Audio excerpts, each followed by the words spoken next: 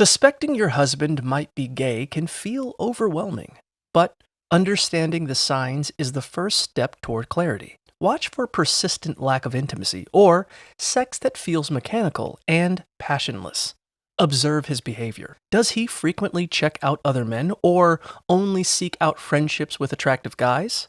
Surprisingly, intense homophobia or performing a hyper manly persona can also be a way of masking internal confusion.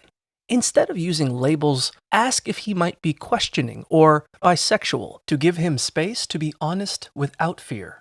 If he's not ready, don't force it. Remember, his struggle with identity isn't a reflection of your worth. Whether you choose to navigate a new path together or move toward a supportive separation, prioritizing honesty and your own emotional healing is the most important next step.